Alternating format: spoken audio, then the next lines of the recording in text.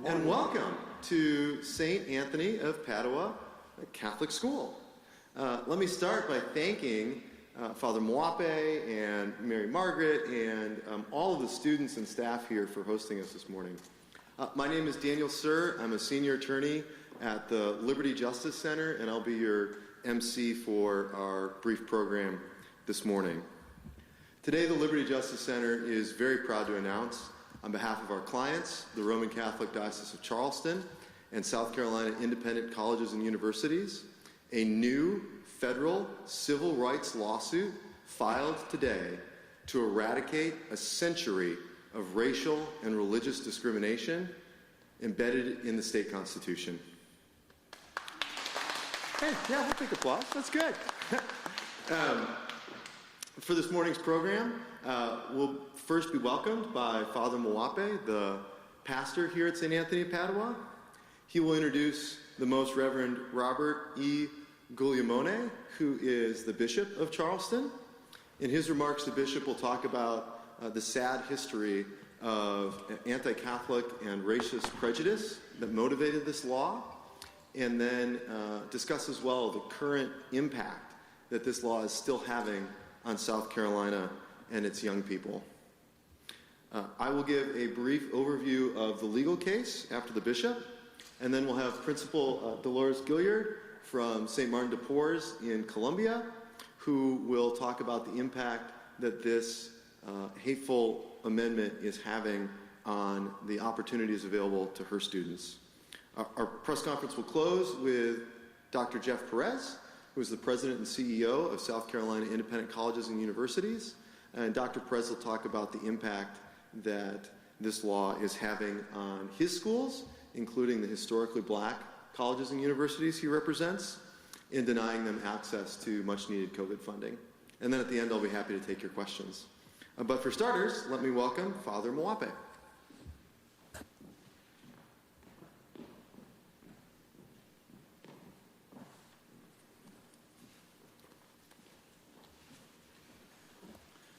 Good morning. Good morning, Father. My name is Father Wilbrod Mwape, the pastor of St. Anthony of Padua Catholic Church here and also the school. I wish to welcome you to this beautiful and great school of St. Anthony of Padua. Nearly everyone who lives in the United States of America today, or their ancestors, including myself, immigrated here from another part of the world. We have had many reasons for coming to the United States of America, but among the many reasons have always been the promise of equality under the law and freedom of religion.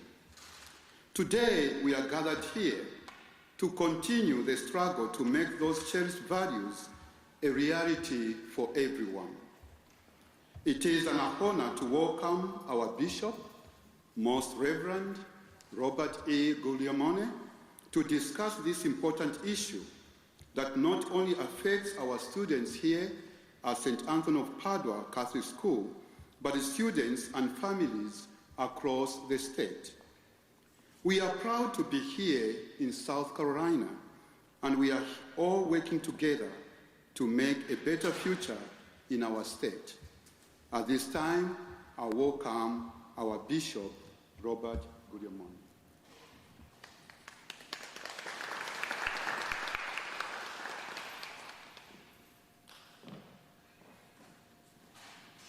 Good morning, folks. It's really a privilege for me to be here with you this day to share some thoughts and insights with you. We're here really today to stand up for children and families across South Carolina and to face head-on the anti-Catholic and the racist history that is ingrained in our state's constitution. Let me give you one example. One of my predecessors, in fact, my first predecessor in the early 1800s, suffered 2 days of mob riots, inflamed and perhaps energized by anti-Catholic feeling, outside his seminary school for simply admitting African-American seminarians. These rioters threatened to hang him And this brave bishop succumbed to the pressures, thinking in terms of all of the various ways how can the greater good be accomplished. But this is only one story of many in our Catholic history that clearly exposes an anti-Catholic feeling of some South Carolinians. The Blaine Amendment, which we're here to look at, has a dark history. Yet it is exploited today by groups and politicians to deny critical aid to some of our most vulnerable children and families in South Carolina. The Diocese of Charleston is asking a federal court to confront this history and to strike this language from our state's constitution. This lawsuit is not simply about safe grants. It's about equity, inclusion, and justice. We're proud to stand with our partners in this suit to condemn the past and to make our future stronger and brighter. I'm proud to be the shepherd of the largest non-public school system in the state of South Carolina. Our diocese has 33 Catholic schools with over 7,000 students served from every race, every creed, every socio-economic background. We've been here for over 2 centuries, serving everyone in spite of local norms, restrictions, and difficulties. Please join me in praying for the success of this lawsuit so that the children and families who are struggling in our state may have equal opportunity that they not only desire, but most certainly deserve. And we hope that at this particular junction of our history, we might be able to see a future that is much brighter.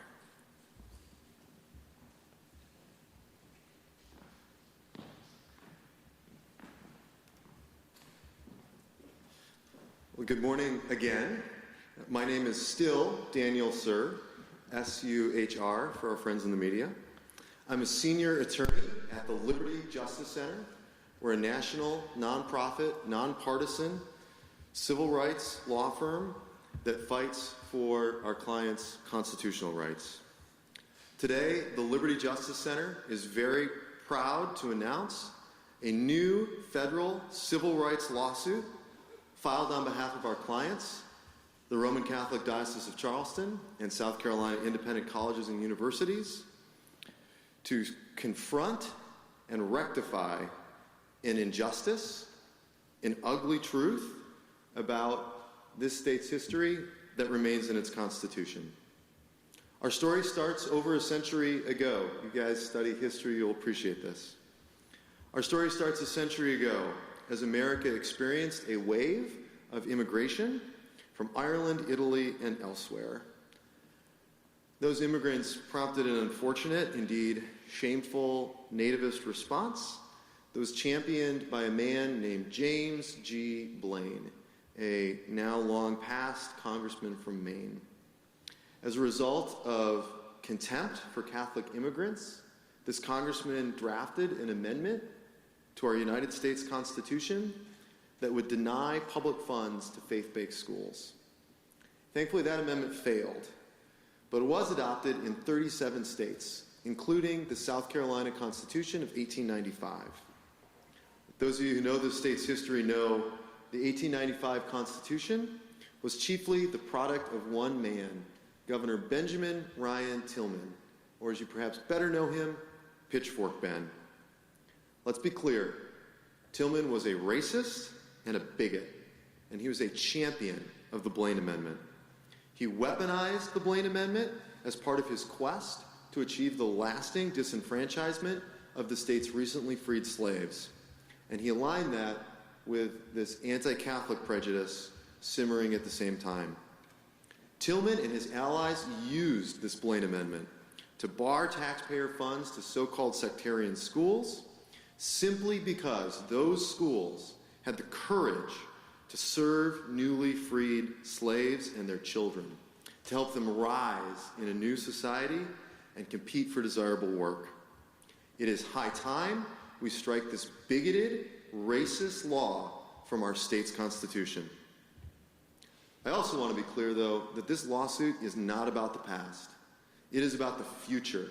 It It is about the young people in this gymnasium and the thousands of other students in Catholic schools and colleges and universities across this state who deserve the same opportunity as all South Carolina's children. This is about making South Carolina today a land of equality and opportunity for all of its citizens, regardless of their race, religion, or creed. Sadly, there are defenders of the education status quo today who are cynically using this law that was adopted for these hateful reasons after the Civil War to block equal access to educational resources in the midst of this national pandemic. Just last fall, this Blaine Amendment that we are challenging today was used by the Teachers Union and its allies to deny independent and faith-based schools access to desperately needed COVID relief funds. I ask, are the children in this gym and those they represent any less deserving of our help than any other child in South Carolina? The obvious answer is no, and yet this discrimination, born of prejudice, based on race and religion, remains embedded in state law. And that law violates a higher law, the federal Constitution, and its promise of equal protection and the free exercise of religion. Our lawsuit today is asking for a prompt court order to bar state officials from continuing to discriminate against religious and independent schools in the Governor's Emergency Educational Relief Program and Act 154. And that it is important, indeed essential, that the court confront this question promptly, because South Carolina and its children stand to lose out on tens of millions of dollars in federal funds if the court does not act quickly. We are asking a judge to enable this state, its children, its parents, its families, indeed all of its citizens, to turn the page on a very troubling part of its past. And we're hoping to write a new chapter based on religious and racial tolerance and educational equality for all. Let me close by talking to you guys, the 4th and 5th graders here this morning. I hope you can appreciate that you are watching today, you are experiencing a real-life civics lesson. The civil rights movement that you read about in your textbooks is not over. And it's the job of all of us, students and adults, to look bigotry and prejudice and hate in the face, to confront it with courage and strike it down. All of us are called to stand up for what's right. That's why we're doing this lawsuit today. It's for you guys, it's for all the other students across South Carolina, and it's about doing the right thing. Thank you, and with that, I'll introduce Principal Gilliard.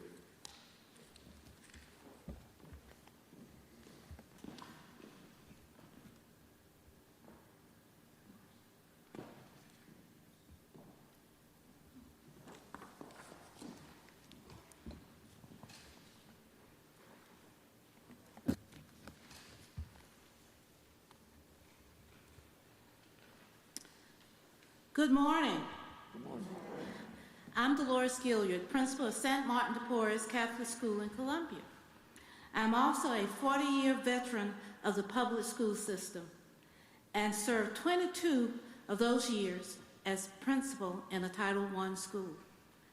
I thought I was retiring, but the Lord called me to serve as principal of St. Martin's in Columbia.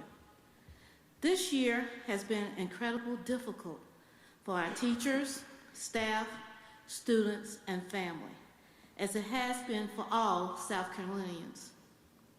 During the pandemic, our Catholic and non-public schools have been leaders in providing our students a safe, in-person education for our working parents. My parents on a daily basis are thanking our teachers and staff for being at school every day for their children in order for them, our parents, to work and not worry about their children getting the instruction they need.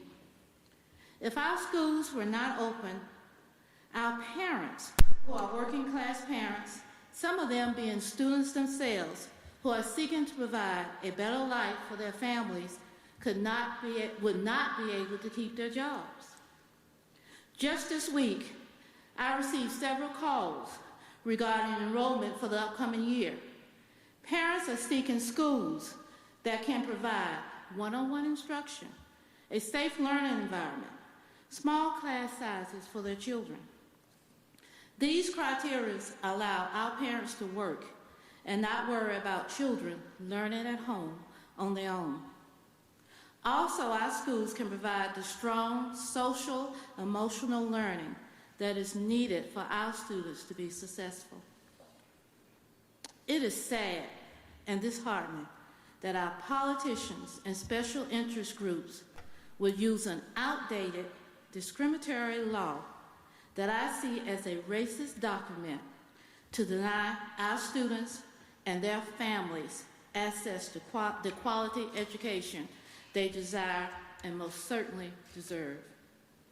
Our families must be given the means, the support, in order to have access to available funds to send their children to the school of their choice without being confronted by outdated discriminatory laws.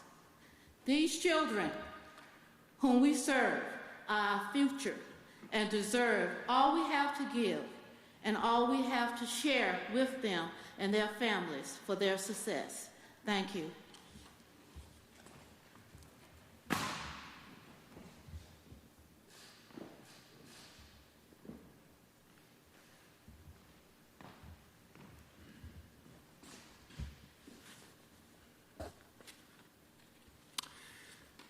Good morning. My name is Dr. Jeffrey Perez, and I am president of South Carolina Independent Colleges and Universities. I'd like to thank Doris and her staff for their hospitality this morning. I'd like to thank you students for your attention and for your patience. Don't worry, I'm the last speaker.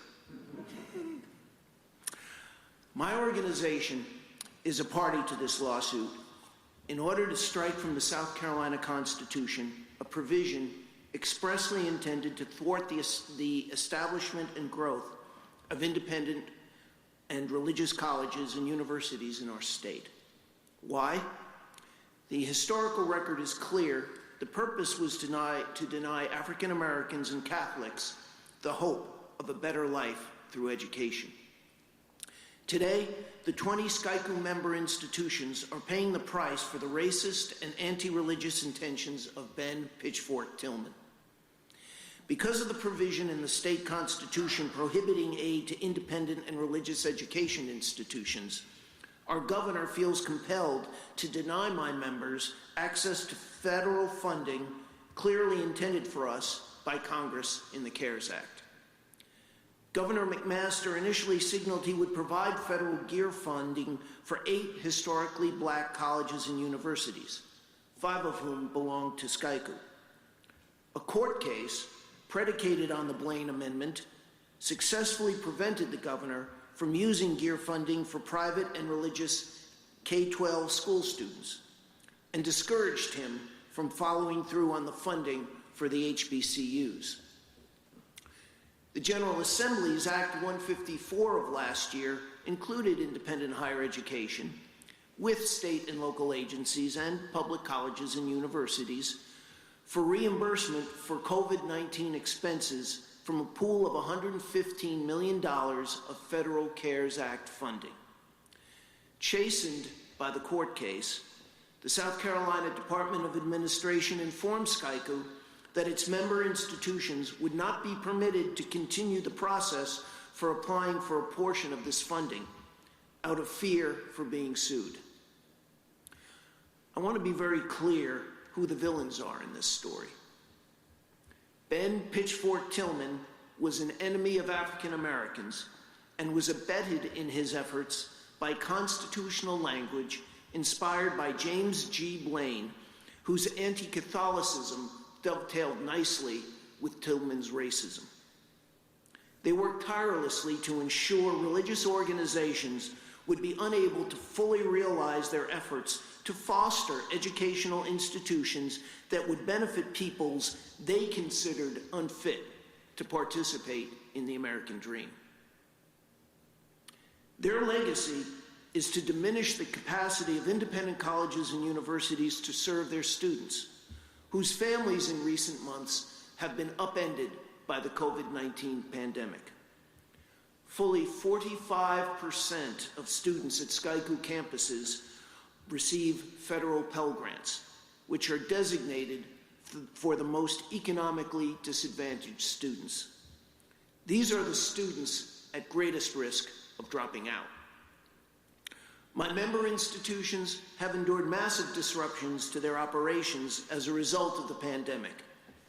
They were counting on the federal support contained in GEAR and Act 154, and so were their surrounding communities.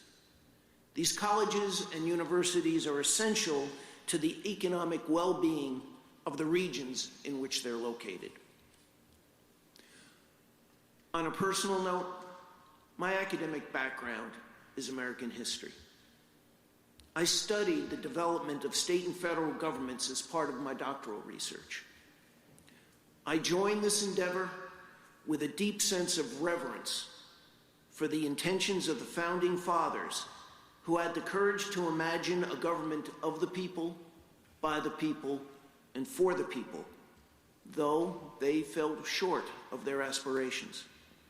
And for the Civil War generation, who advanced that great mission by enshrining equal treatment under the law in the 14th Amendment, though its application has been imperfect. And for modern generations, who have struggled and sometimes died for those civil rights. I am humbled by the prospect of continuing their work by absolving South Carolina of the injustice that is entombed in its Constitution. Thank you.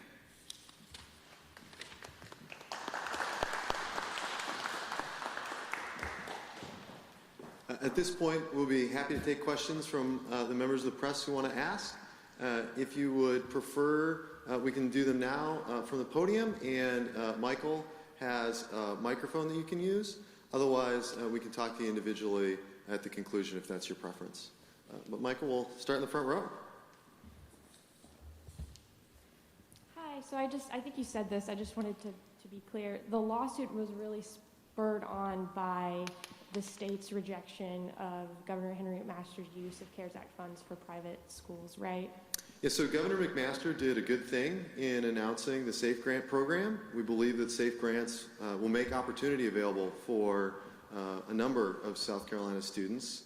Unfortunately, this constitutional provision, this Blaine Amendment, was the basis for a court ruling that blocked him from going through with that program and the other programs that are meant to serve faith-based and independent schools and colleges and universities. And so our lawsuit in federal court is to strike down the Blaine Amendment and take away the handcuffs that are currently preventing the governor and other policymakers from serving the students in these schools.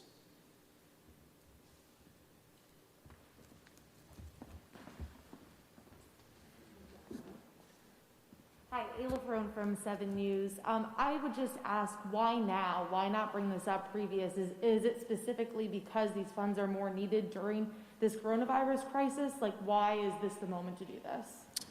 Yeah, so confronting the racism and prejudice in our past is something we should do at every opportunity.